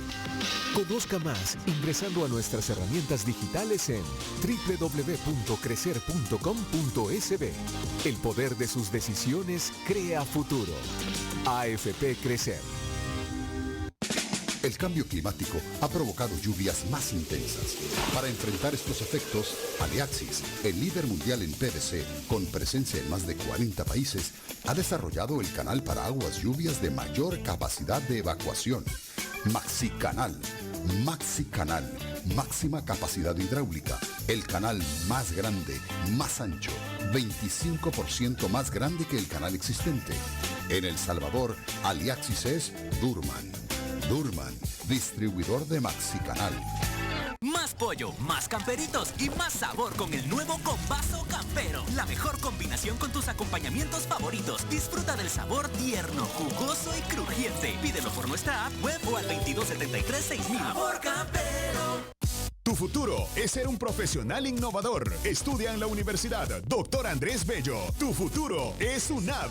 Te ofrecemos carreras con alta demanda laboral local y global. Ingeniería en sistemas, diseño gráfico, computación, trabajo social y ciencias jurídicas. Realiza tus prácticas en laboratorios modernos para cada especialidad. Contamos con nuestra propia plataforma virtual. Inscripción abierta, ciclo 02-2022. Llámanos al 2240-8000. Búscanos en Facebook como UNAV El Salvador y consulta carreras de nuestras otras facultades. Tu futuro es UNAV. 31 años y vamos por más. Nueva pasta para Chaumín de la marca Ricobrand. De venta en supermercados y tiendas de todo el país. Chaumín Ricobrand. ¡Qué delicia! A ver, diga papá. No, mamá, no. Diga papá. Para papá, no hay mejor regalo que pasar junto a su bebé con todos los productos de Bebemundo, siendo parte Club Bebemundo y mucho más. Bebemundo. Qué lindo ser bebé. Gordo, ¿te imaginas ser tú el rey y yo la reina de nuestra propia casa? Fuera chivo, amor. Nuestra cocina, la sala para ver partidos y una habitación para descansar como reyes. Conviértete en el rey o reina de tu propia casa o apartamento nuevo en Expo Vivienda, donde encontrarás todos los proyectos de vivienda con financiamiento disponible y aprobación de créditos para vivienda. Ven este 1 y 2 de julio a la Expo Vivienda en Multiplaza. Te invita Casalco. Casalco te invita a encontrar tu casa o apartamento ideal en Expo Vivienda. Aprovecha el financiamiento disponible y asiste este 1 y 2 de julio en Multiplaza. Para un día sin tos, para la gripe efectivo y sin mocosera, para la gripe efectivo. Para un día sin alergia, para la gripe efectivo. Al día y para la noche, para la gripe efectivo. Para un día sin dolor, para la gripe efectivo. Y para la garganta, para la gripe efectivo. Y cuando vayas a dormir, prueba para la gripe noche efectivo. Duermes bien y despiertas mejor. Alivio rápido para todos los síntomas de la gripe. Para la gripe efectivo, consulta a tu médico. Lee detenidamente las indicaciones en el empaque. La pasta para Chaumín de la marca Ricobrand la fabricamos precociéndola con vapor de agua sin minerales, purificada con rayos ultravioleta, sin cloro, sin grasa y sin aceites, para que te quede fresca, suelta y su sabor. ¡Qué delicia! Dale luz verde a tus sueños con Excel Talleres y disfruta del 25% de descuento en amortiguadores, bombas de agua y pastillas de frenos de marcas seleccionadas. Válido del 1 al 30 de junio. Haz tu cita al 2210-4200. En Sears, encuentras todo en un solo lugar. Más de 51 departamentos para encontrar lo que te gusta. Y tú, ¿ya tienes tu tarjeta Sears? Solicítala y disfruta de sus excelentes promociones. Visítanos en Centro Comercial Multiplaza. Sears, todo en un solo lugar. En Sears, encuentras todo en un solo lugar. Adquiere tu tarjeta Sears y disfruta de todas sus promociones. Visítanos en Centro Comercial Multiplaza. Sears, todo en un solo lugar. Conéctate a la nueva televisión con Claro TV, donde tú tienes el control para ver lo que quieras y a la hora que quieras verlo. Porque puedes retroceder en vivo, grabar, pausar y adelantar para que nunca te pierdas lo que quieras ver en tu televisor, computadora, tablet o smartphone. Contrátalo con 30 megas de internet residencial más Claro TV por $42 al mes, llamando al 2250-5500. ¡Claro que sí! Ver condiciones en claro.com.sb. Piensa en tu futuro y supera tu presente. Estudiando en la Escuela de Posgrados UNAV. Tu futuro es UNAV. Estudia con nosotros maestrías que contribuyen al desarrollo social, familiar y académico. Contamos con maestría en docencia universitaria, atención a la violencia en la familia y administración de los servicios de salud. Brindamos horarios flexibles que se adaptan a tus labores, cuotas accesibles y nuestra propia plataforma virtual. Inscripción abierta ciclo 2 2022. Llámanos al 2240-8000. Búscanos en Facebook como Escuela de Posgrados UNAV. Tu futuro es UNAV. 31 años y vamos por más. La tribu. Únete a la tribu con Pencho Duque y observa la realidad con nosotros, sin perder el buen humor. La tribu FM. Los desayunos de la tribu son gracias a La Pampa, el auténtico sabor de tus mañanas. 27 y recuerden que el 7 No se oyó la hora. 9 con 27 minutos en la tribu FM y recuerden que pueden comunicarse a través del WhatsApp 7986-1635 para comentar sobre la plática de este día con el invitado, el economista William Pleites. Aquí tenemos un mensaje de Claudia. Mario, a mí me alegra leer un montón de mensajes. Oye, ¿qué dice? ¿Qué Sí, dice Claudia de San Francisco. Tony Saca no me cumplió. Yo sigo sola. Saludos, Claudia. Y ahí dice que qué buena entrevista. Sí, que qué buena entrevista. Sí, terminé de leer. Y que ya descargó el libro, de hecho. Ah, vaya. Así que bueno. Gracias. William Pleites con S. Sí, para los Pleites de hecho, estábamos hablando fuera del aire que es Pleites, en realidad. ¡Hala! Miren, antes de terminar la plática, yo no quiero dejar de poner algunos mensajes. Mario Romero, buenos días, Mario. Hola, buenos días, tribu. Espérame, vamos a ver que no tiene audio. Excelente la historia en la parte económica, social y política de nuestro país, relatada ahí por nuestro amigo William Pleites. Sería bueno, miren, para el Club de la Lectura, que subieran este libro, ¿verdad? Para que sea el primero en que podamos leerlo. No sé qué les parece la sugerencia, Pencho. Me parece. Así que gracias por la entrevista y gracias por recopilar toda esa información y transmitirla a el pueblo salvadoreño. Gracias. Gracias. Bueno, gracias en nombre de William. Hola, Edith, buenos días. Algunos mensajes que nos quedan aquí. Hola, Buenos días nuevamente, Pencho y Tibu. Felicito al licenciado William Pleites por el libro que ha sacado. Está muy bonito. El precio y dónde lo venden, por favor. Gracias. Pues ya dijo William. Bendiciones para todos. Gracias, Edith. Sí, el libro no se vende, es un libro gratis, ¿verdad? Que se sacaron 5,000 ejemplares, de los cuales más de 4,000 se quedaron para el Ministerio de Educación, Ciencia y Tecnología para distribuirlo gratuitamente entre los profesores de estudios sociales. Y sí, se puede bajar gratuitamente en la página web. Yo creo que ustedes ya habían puesto, ¿verdad? Sí. Justamente Flaxo. El lugar de Flaxo donde lo pueden bajar, o de la Tecnológica o del Ministerio de Educación. Perfecto. Vamos a ver, aquí dice Rodrigo, excelente entrevista, gracias por entregar no solo el conocimiento, sino el trabajo al servicio de los salvadoreños. Ok, Rodrigo Erroa, sigo leyendo aquí, Fidel, saludos. El doctor Ricardo Lara nos pone aquí un mensaje, buen día, excelente entrevista, y ya nos pidió el link, ya se lo mandamos, el link de la entrevista PDF. Del libro, perdón, en PDF. Bueno, vamos a ir cerrando la plática. Nos queda lo último. La pregunta, ¿por qué estamos como estamos? Sí, pero falta, es que yo quiero que me defina qué es lo que está pasando hoy. Es una mezcla, porque todavía usted dice que hay, digamos, algunas matices de neoliberalismo, como se le denomina un sistema económico. Pero entonces ahorita... Bueno, en efecto, sí. al que yo le llamo este periodo de digresiones populistas, ustedes pueden encontrarlo en el libro, en la página 434, ahí está el marco lógico, ¿verdad? Y que, como dicen, lo primero es la continuación de las políticas económicas neoliberales.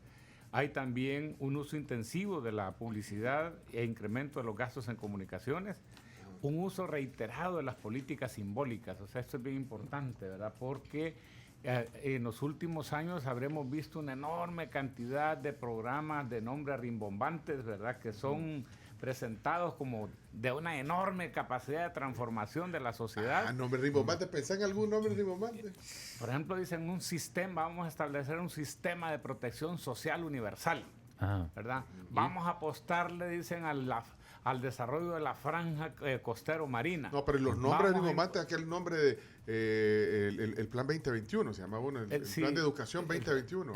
Exactamente. El programa Vaso de Leche. Entonces, esos no son los nombres a los que se refieren. Pero por lo menos algunos de esos sí tienen, ¿cómo se llama?, recursos. Aunque sea insuficiente, aunque no estén a la altura. Pero sí, así aparecieron temas. El tema, vamos a tener una ciudad mujer. Ajá. Pues la hubo. ¿Verdad? Y la hubo también. ¿Y Bitcoin City? Entonces, aplica VAP. Yo en realidad, yo en el estudio quiero decir, ¿verdad?, que yo este estudio lo terminé en el año 2021, habían cifras hasta 2020. Okay. Consideré precisamente que no era oportuno hacer una valoración de la gestión del presente gobierno, precisamente pues porque iniciamos con una pandemia, entonces dijimos, bueno, probablemente pues ya una vez haya más tiempo transcurrido y en alguna nueva edición probablemente se podría hacer una valoración, pero básicamente el grueso de la información termina en el año 2019. Que además solo teníamos la encuesta de hogares de 2019 procesada cuando se terminó el libro. Entonces, pero decía, adicionalmente hay una asignación creciente de recursos a subsidios y programas de atención a la pobreza y la inseguridad.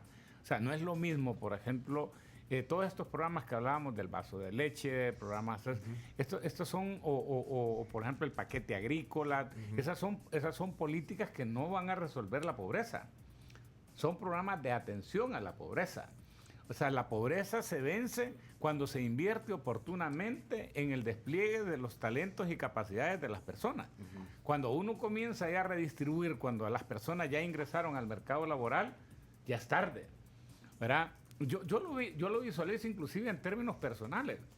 Yo vengo de una familia en donde mi madre tenía 4º grado de escolaridad, mi padre de 2 grados de escolaridad. Nosotros de 7, 6 fuimos a la universidad y nos cambió la vida, ¿verdad? Nos cambió radicalmente la vida. Entonces, ¿pero qué hubo al final de cuentas, verdad? Hubo un periodo donde hablábamos de esos fuertes incrementos del gasto en educación que llegaron hasta el 30%. En los años 60. Y entonces, obviamente, al tener esa posibilidad de tener mejores servicios de salud, mejores servicios de educación, una nutrición más adecuada y sobre todo una mejor vivienda y un mejor hábitat, entonces automáticamente las posibilidades de que los talentos se desarrollen son mayores. Mira, estoy viendo, el gobierno de Saca vos lo pones como populismo. Claro. No, es que de hecho desde ahí empieza la etapa, desde Flores empieza. Ahora, yo quiero decir una cosa.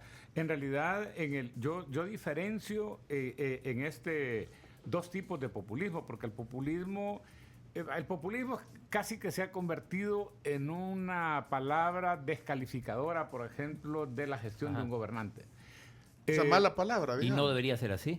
Bueno, la verdad es que depende, ¿verdad? Porque, por ejemplo, una de las personas que más ha profundizado en el término de populismo es un argentino, Ernesto Laclau, que él más bien por el contrario dice, miren, ojalá que hubieran más gobiernos populistas, pero él entiende el populismo como un movimiento o un gobierno, perdón, que se debe al pueblo. Que escucha precisamente a la población de cuáles son sus principales problemas, necesidades, problemas no resueltos, necesidades, aspiraciones, y que utiliza precisamente esos insumos para la formulación de las políticas públicas. Pero eso es que no debería considerarse como una mala palabra, todos los gobiernos tienen algo de populismo, lo que pasa es que hay otro tipo de populismo. ¿El punitivo cuál es? ¿Cómo? El populismo punitivo. Bueno, populismo punitivo le llaman sobre todo en países que están experimentando olas altas de inseguridad, aquel que está fundamentado precisamente pues en la represión de la violencia, no poniéndole quizás suficiente atención a las políticas de prevención. O sea, en realidad un fenómeno como la violencia necesita atender la prevención, reprimir el delito, pero también apostarle a la reinserción de las personas que precisamente han caído en una situación de violencia. Pero como digo, pero ese populismo negativo está más orientado pues a que las personas, como se dice en ese marquito lógico que está ahí, ¿verdad?, que en realidad el objetivo principal no es tanto resolverle los problemas a la población, sino que mantener altos niveles de popularidad. O sea, prácticamente el estar monitoreando la popularidad se convierte como el indicador principal, ¿verdad? Por eso yo digo que ahí está también un aumento de los salarios mínimos superiores a la inflación, que eso pues era una deuda fuerte en El Salvador, pero también un aumento de la carga tributaria y de la deuda pública. Son gobiernos que tienden a ser bastante dilapidadores también, ¿verdad? Entonces, el país, como decíamos, que en el modelo de sustitución de importaciones, de promoción de exportaciones, se decía que debería de apostarle a un superávit fiscal, sobre todo cuando se tiene una cantidad importante de remesas que se reciben, resulta pues que cobra más impuestos, pero no para fortalecer el desarrollo económico y social, sino que fundamentalmente para poder financiar estos programas de atención a la pobreza.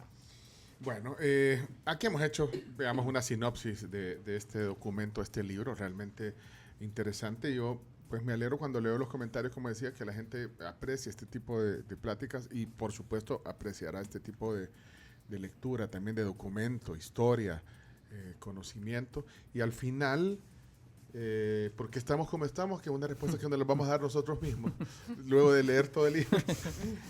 ¿Por qué estamos como estamos? Bueno, aquí es un trayecto, es una cronología de nuestra historia económica. La verdad que yo diría que la respuesta a esa pregunta, por supuesto, algo se extiende a lo largo de los primeros 5 capítulos, pero se trata de hacer una suerte de síntesis en el capítulo 6. En el capítulo 6, en primer lugar, casi que dice, bueno, ¿cómo estamos? Sí, ¿verdad? Pues sí. Y es un poco, ¿y cómo hemos llegado a estar como estamos, verdad? La segunda parte, ahí se habla ya de los obstáculos principales, ¿verdad?, que ha experimentado el país, o los principales fallos, mejor dicho, que ha tenido el país en términos de sus modelos económicos. Porque vaya, hay algo que a mí me llamó poderosamente la atención mientras trabajaba en el PNUD. Y es que cuando uno ve los países de alto desarrollo humano, si los quiere llamar países ricos, ahí hay de todo, que incluso le rompen los paradigmas a cualquier persona. Por ejemplo, hay países que fueron colonizadores, ¿verdad? Otros que fueron colonias. Por ejemplo, bueno, Inglaterra, bueno, Holanda, todos esos fueron colonizadores, Bélgica, así. Pero países como Estados Unidos fueron colonia, Australia, ¿verdad? Nueva Zelanda. Hay países, por ejemplo, de enorme tamaño geográfico, ¿verdad? De nuevo, pues varios de los que estamos mencionando, pero también hay unos que son extremadamente pequeños. Singapur, Luxemburgo, Israel, ¿verdad? Hay países, por ejemplo, que además, tienen riqueza de recursos naturales y otros que carecen casi de todo, ¿verdad? ¿A usted le gusta Singapur? Bueno, el milagro económico, bueno, ya lo ha dicho. Sí, ya lo ha dicho, el milagro económico fue una dictadura perfecta. Es que en Singapur lo que pasa es que lo que llama poderosamente la atención es la rapidez con que alcanzó el desarrollo humano alto. O sea, Singapur en los principios de los años 60 apenas superaba en el PIB per cápita a El Salvador. Bueno, nosotros, por ejemplo, nos admiramos de Costa Rica, ¿verdad? Y qué bueno, porque la verdad que Costa Rica ha logrado hacer mucho mejor las cosas. Pero cuando uno lo compara con Singapur, las diferencias son enormes, ¿verdad? Y entonces, en Singapur es un país de solamente 700 kilómetros cuadrados con más de 5 millones de habitantes. O sea que ahí está lo otro. Hay países sobrepoblados. Entonces uno se rompe en todo. Entonces uno dice, bueno, pero entonces, ¿cuáles son los...? Bueno, hay algunos que han seguido los mismos modelos económicos, porque también tenemos la culpa. Es que la responsabilidad del modelo económico. Bueno, Costa Rica ha aplicado los mismos modelos económicos que el resto de países centroamericanos. bueno, y casi todos los países de América Latina, Uruguay, igual, ¿verdad? Pero uno nota a veces diferencias, bueno, a veces entre países tan parecidos, hasta racialmente, como Chile y Argentina. Y los desempeños son súper distintos. Los ejecutores quizá también. Entonces, viene un tema en efecto, ¿verdad? De los y ese es un tema importante porque que se le da poca atención. Por ejemplo, en todos los países de alto desarrollo humano existe una burocracia eficaz. O sea que en otras palabras, uno a veces habla en mal o en bien del Estado, pero se le olvida que detrás del Estado hay personas y que parte del éxito de muchos países es respetar el desarrollo de una carrera burocrática. Uno debería de entrar por méritos y debería de subir también por méritos, ¿verdad? Claro. Y prácticamente debería hacer toda una carrera al servicio del Estado. Pero cuando básicamente las grandes responsabilidades están cambiando, ¿verdad?, a veces hasta niveles, como digo, que son predominantemente técnicos, entonces se está generando un problema. Bueno, pero Singapur duró 30 años. El mismo. Para volverse desarrollado. No, pero duró 30 años la dictadura también. Bueno, pero vamos a ver. No, que se mantuvieron. Es bien importante porque a veces, porque de nuevo, yo lo que quiero decir es porque mucha gente, es que, apostémosle una dictadura. Pero la verdad que nosotros hemos tenido dictaduras también y no necesariamente han generado los mismos resultados. Además, no todos los países que han alcanzado alto desarrollo humano han requerido de una dictadura, ¿verdad? O sea, todos los países nórdicos, por ejemplo, ¿verdad?, lo han hecho en democracia, ¿verdad? Entonces, claro, y yo en eso sí trato de ser como lo más riguroso posible, ¿verdad? No casarme con eslogan, ¿verdad? Que hablen los datos y reconocerle, vaya, hay presidentes que probablemente están sobrevalorados históricamente y que sin embargo en el estudio quedan disminuidos. ¿A quién ponemos entre los sobrevalorados? Por ejemplo, Gerardo Barrios, ¿verdad? ¿En serio? Claro. Gerardo Barrios, primero, o sea, muchos le adjudican que fue el que introdujo el café, que fue el que modernizó el Estado salvadoreño. No, Gerardo Barrios fue primero hay que decir que estuvo muy poco tiempo, ¿verdad? Que también desarticuló las instituciones mientras estuvo. Pero en realidad, y quizás subvalorado Francisco Dueña, que era como su enemigo acérrimo, pero sin duda alguna que jugó un papel mucho mayor en la edificación del primer Estado salvadoreño y en la creación de infraestructura y en el impulso de esa política de modernización agrícola e inclusive en la misma expansión del cultivo del café. Hay que cambiar el nombre de la plaza entonces. y tiene marcha también, la marcha de Gerardo Barrios. Sí. Bueno, pero mira, pues se nos va el tiempo, pero ¿qué escenario prevé para la economía salvadoreña? Sí, estas son preguntas flash, Chomito, porque si no... también para cerrar. ¿Qué escenario prevé para la economía? Bueno, y usted dice, no me gustan los discursos, porque aquí somos el primer país en esto, gusta mucho ese discurso de que somos el primer país. Sí, o por ejemplo, o utilizar la misma palabra historia. Entonces, que eso es como bien típico. Yo me recuerdo hace 10, 15, bueno, cuando entró Funes, ¿verdad? Hemos hecho la mayor inversión social de la historia del país. Ajá. ¿Y los datos? Ahí están. No, pero era cierto. No. Pues sí, por eso es que y te los datos, está bueno el discurso. Papeles, señores. Entonces, vaya, para mí, por ejemplo, por eso es bien importante esta cuestión de, más que hablar yo, dejar que hable los datos. Vale. Y que la gente, y por supuesto se interpretan, pues, y tendrán, o sea, pero en general, dejar que los datos hablen. Y ahorita los datos, no, ¿qué escenario le prevén? Vaya, sí, brevemente, escenario para el mediano, corto plazo. Yo siempre he dicho de que desde el año 2005, cuando estaba en el PNUD, yo decía que el país tenía necesidad de un nuevo modelo y que tenía tremendas oportunidades para poder hacerlo. Bueno, el hecho de que tengamos nosotros 1/3 de la población viviendo afuera le está generando al país probablemente la fuente de divisas más estable que históricamente ha tenido, ¿verdad? Las remesas ahora representan aproximadamente el 26% del PIB. O sea, es como que por cada dólar que producimos nos regalen 25 centavos. O sea, eso debería de ser acompañado de un marco de políticas que promueva la producción nacional. Pero lo que pasa es que el modelo neoliberal nos ha llevado a que, en vez de lo que promoví, fíjese, lo importante de la evaluación o de la recopilación de evidencia, El modelo decía que buscábamos lograr tasas altas y sostenidas basadas en la ampliación y diversificación de exportaciones intensivas en mano de obra. Pues resulta que en los últimos, o sea, desde el 89 para acá, las exportaciones han crecido mucho menos que las importaciones. O sea, las exportaciones representan casi la mitad de las importaciones. Entonces, y obviamente lo que estamos exportando predominantemente es gente. Y eso tiene un costo elevadísimo a nivel social. Trae remesas por un lado, pero también desestructura la familia. Yo les digo, miren, que haya 37 de cada 100 personas menores de 18 años que vivan sin su padre, sin su madre o sin ambos, y que 27 se consideran abandonadas por al menos una de ellas, es una tragedia. Bueno, ese capítulo necesita un programa aparte. ¿Tenés una pregunta, Flash? Sí, ¿qué opina del Bitcoin? Y esos son los lentes bitcoineros, pues esos no son lentes de playa, esos son lentes bitcoin. De la Bitcoin Conference. Sí, Bitcoin, pero digamos, aquí tiene que ser muy sí, o sea, fue acertado, o sea, técnicamente pues acertado, desacertado implementar el Bitcoin como moneda local, que se debe hacer, sí, brevemente.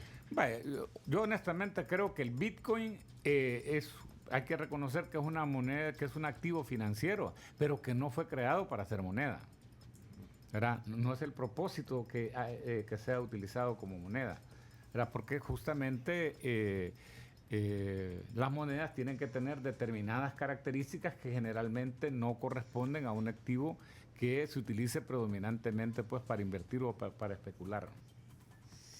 Entonces, tema para otro, no, pues entonces no, o sea, sí, o sea, yo tema como para digo, otro no, programa, yo como digo, vaya, en realidad, vaya, también hay que decir una cosa, ¿verdad? Vaya, porque por ejemplo, yo creo que con relación al impacto, yo creo que se equivocaron los promotores, pero también los críticos. Porque la verdad es de que, o sea, unos que señalaban que una diversidad de problemas se iban a resolver y otros que decían que iba a ser un completo fracaso desde el punto iba a ser apocalíptico. No, bueno, al final de cuentas, yo por ejemplo era de la opinión que no iba a pasar casi nada. ¿Verdad? Y como efectivamente... Ni para bien ni para mal. No ha pasado casi nada. No ha pasado casi pues nada. Sí, pero me gustó esa frase, yo con esa me quedo. Se equivocaron los promotores y se equivocaron también los detractores. Creo que... Así sí, es. Y es que aquí hay un tema central, ¿verdad? Y es que el desarrollo requiere sacrificio, el desarrollo requiere unidad nacional, el desarrollo requiere ahorro, el desarrollo requiere, es decir, esfuerzo. Entonces, no se logra por atajos. O sea, yo me recuerdo que cuando se vendió la dolarización, bueno, ustedes lo van a ver, si prácticamente mucha gente casi que se creía que de la noche a la mañana el país iba a tener los niveles de ingresos de los Estados Unidos. Sí, pero no. Bueno, ahí está. Mira, y la otra que la planteamos en las noticias era lo del Banco Central, que hay casi $1 millón de dólares en billetes falsos. ¿Quién asume ese costo? ¿El Banco Central? En tanto no se hayan identificado los responsables, o sea, pues por supuesto, ¿verdad? Pero no, pero pierde el que se lo bajaron, ¿no? Sí, puede ser. Al que engañaron, o al que puede ser también, o sea, por ejemplo, dónde lo encontró el Banco Central, porque si viene de una institución financiera, pues es posible que pueda ser la institución financiera, un banco precisamente, el que asuma la pérdida. Bueno, miren, tenemos que cerrar porque ya es bien tarde. Yo solo estaba leyendo aquí muchos comentarios. Me llama la atención Dice, ¿saben por qué William Pleites cede los derechos de su libro? ¿Por qué? Porque es rico. pero es que la definición de rico... Entonces, aquí claro. ¿Qué es ser rico? Bueno, ser rico es tener la capacidad de llevar adelante el plan de vida que cada uno consideramos valioso. No es lo mismo que millonario. Sí, pero ¿qué te hace más feliz? ¿Ser rico o millonario? Es que ¿no viste lo que está diciendo? Sí. Bueno, pero es estar feliz con uno mismo. Facundo Cabral decía, rico no es el que más tiene, sino que el que menos necesita. Ahí está. Ya está, nos vamos con esa frase. Pero ese traje no es de $50. No, porque trabaja con organismos internacionales, ese traje. No, sí, tocarle la tela. ¿Y cuántos trajes de eso necesitas? Porque no podés repetir todo el mismo. No, pero bueno, también es ya podemos hablar otro tema más, mira, ¿qué es la verdadera felicidad? Sí, o la verdadera riqueza. La verdadera riqueza, pues. Así es. Siempre es interesante platicar con No, a la usted, orden. William. Gracias por el tiempo. Felicidades por este documento. A la orden. ¿No es lo mismo? Solo Sí. una cosa. Sí, tenemos que decir algo Ajá, ahorita que sobre la gente nos sobre está el libro. pidiendo el link en WhatsApp y lo hemos estado compartiendo. Con Carms revisamos ahorita y está Estaba colapsada. equivocado. No, está colapsada la página. Bueno. ¿Dónde está el link? ¿Dónde está el link Por culpa para nuestra. descargar? Por culpa. ¿Y dónde está Pero, ¿y la ubicado? otra? ¿Y En la Flaxo. En Flaxo, Sí, Flaxo sí. está Y ya colapsada. se saturó. Ajá, porque cuando ¿Es culpa de usted? cuando lo publicamos, o sea, vimos que había una reseña completa del libro. Cuando el y chavo me bueno, lo pasó, yo logré entrar. Ujú. Y dije, ok. Y ahora la gente no puede solo, entrar. sí, solo no es que el link esté equivocado, ese es el link correcto, solo espérense un ratito más. Ajá. Porque la gente lo está descargando. Hay tráfico. mucho. Ah, bueno. Pero ya va a estar. Tengan paciencia. Felicidades de verdad por este documento. La economía salvadoreña después de la independencia. ¿Por qué estamos como estamos? Excelente reseña. ¿Qué les pareció? La reseña, ¿cómo lo cuentan también? No, Bien. muy buena, muy buena. No. Y es una manera de comprender tantos años, un progreso que ha tenido distintas etapas y la manera de explicarlo, como yo decía, tropicalizado. O sea, ¿Y el examen? un Y así lenguaje Además, entendible. Carlos Darwin tenía, ¿cómo se llama? Una frase que decía: la historia se repite. Ese es el principal error de la historia. O sea, eso El como que no para conoce su historia comete eso el como error para de decir, ¿verdad? Que es importante, por eso estar revisando qué aciertos tuvimos, qué desaciertos tuvimos, para efecto de sacar las lecciones Y correspondientes. lo ha hecho bien porque lo ha hecho lo menos técnico posible para que sea, aunque también quienes quieren ver los cifras, el que quiere ser más acucioso, ahí están también los datos gráficos, incluso Las siglas, por ejemplo. no, y también las referencias hacia los documentos si quieren entrar más. Y las siglas, Sí. las siglas Que de... vos prometiste sí, un reto rápido, vamos a ver quién es el primero que me dice, ¿qué si Antel? ¿Qué si Antel? Chino, Antel, Asociación Nacional de Telecomunicaciones. Telefonía. Administración Nacional de Administración Va de cero, va cero los dos. pero estuve cerca. No, es que no es lo Cuando mismo. llegué ya no. no existía Antel. Ahí No, donde ya jugaba el no- mágico. No, pero todas estas, él pone las siglas y acrónimos porque las hace referencia en la historia. Le voy a decir otro, a ver si saben. Aquí, cero en esa, ¿verdad? Vamos a ver. CAES. Caes. No saben qué CAES. Verbo. Dios santo, no puede ser, perdón, pero es que son millennials. Ah, no, vos no. Y el chino es argentino. No, pero No, pero CAES todavía existe. Compañía de alumbrado eléctrico. Pero El Salvador. Del Salvador. No. San Salvador. De San Salvador, SS. cero. Y dejen de estar googleando. Vaya, espérate, voy a buscar una. Es que, bueno, hay un montón de acrónimos y quiero ver. Este es fácil. CEPA, ¿saben qué es CEPA? ¿Verdad? Ajá, CEPA. Corporación. No. Nel No Bata. puede ser. Y ustedes no les enseñaban eso a mí en sexto. La verdad no. A mí en sexto grado. La verdad no. Vean, Chomito, vean que en sexto grado nos enseñan todas las siglas. Y Comisión No, portuaria. No. Ejecutiva portuaria. Autónoma. Ay, Dios mío, no sé. Vaya, ¿qué es Corsaín? ¿Corsaín? Corporación ni siquiera sé Salvadoreña qué, ni siquiera de sé de Industria. qué. No. Puede De ser. inversiones. De inversión. Corsaín. Ahí trabajó mi papá en Corsaín, Corporación Salvadoreña de Inversión. Por eso. Antes era creo que el Banafi o el Insafi, no sé cómo se llamaba, ¿verdad? INSAF, Instituto Salvadoreño de Fomento Industrial, sí. Dios santo. Va. FIGAPE, ¿qué es FIGAPE? No sé. Figape. FIGAPE, chino. No voy a hacer de cuenta que conozco algo porque no sé. ¿Vos por qué no estás participando, Chomito? Ajá. Con las cámaras. Estás trabajando. Y esta. Subiendo los podcasts. Felabam. Felabam. Está en el glosario Por del libro. supuesto, claro. Felabam, ese no sé Contestá, qué. pues. No sé, Felabam. Ah, ¿ves? ¿Qué es la IBU? ¿La IBU? Es una colonia. Es que así le pusieron a la IBU, porque porque la hizo el IBU. el Instituto de Vivienda Urbana ya no existe. ¿Ve? Ahora hay un Ministerio de Vivienda. Pero el IBU era el que hizo el desarrollo en esos años 60, 70 de la vivienda popular. ¿Ve? Ahí trabajó mi tía Chela. Ahí trabajó tu tía. La Felabam. No sé qué era la Felabam. Federación Latinoamericana de Banco. Así. Pues es que es muy rebuscada. Eso no. ODECA, vaya. ¿Qué es la ODECA? Ya no existe. ¿La ODECA? Vaya, está Va, fácil, la ODECA. ¿eh? No les enseño. La OEA, ¿saben qué es? ¿Verdad? Sí. Bien parecida, Sí. parecida a la OEA. La Organización de Derechos... De No. Del Estado Centroamericano. Bueno, no sé. Y saben que ahí en Galerías, la casona era la sede. La sede de la ¿para OECA, qué voy a de la mentir? ODECA, sí. Parecía una casa blanca en medio de ahí el Sí, paso de sí. escalón, ¿verdad? Bonito. Ajá. Se veían los jardines ahí y la gran casona de la ODECA. No, de nada sirvió, vea. O sea que No, la ODECA en realidad no sirvió, la Organización de Estados Centroamericanos era. Sí, Organización de Mira, Estados acá hay otra. ¿Ah? El IBM. Que no eran los que hacían las máquinas. No, pero IBM con B corta. Ah. Debe ser un índice. No, ese es un régimen de seguridad social. ¿verdad? Invalidez, vejez y muerte. Ajá. Bueno. Y la raza todavía existe, la raza. No. Es que era la refinería. Era la refinería, sí. Ajá, entonces, GAT. ¿El qué? La GAT. El GAT. El GAT. El GAT. El GAT. Ay, bueno, miren, ahí los dejamos. Ahí Acuerdo vayan General a... sobre aranceles aduaneros y comercio. El GAT se Ese puso es de moda en el TLC. Sí, exactamente. Este es el anterior a la Organización Mundial de Comercio. Y el Parlacen no sirve para nada, no sirve para nada. Sí, es cierto, no sirve para nada. Cenicero de moto, ¿cómo es? Cenicero de moto. Cenicero de motos. Cerramos, gracias William por la Bueno, plática. orden. Hey, la entrevista completa va a estar en el Facebook, ya ahorita queda, en podcast, en Spotify, TuneIn, Apple Podcast, en Google Podcast.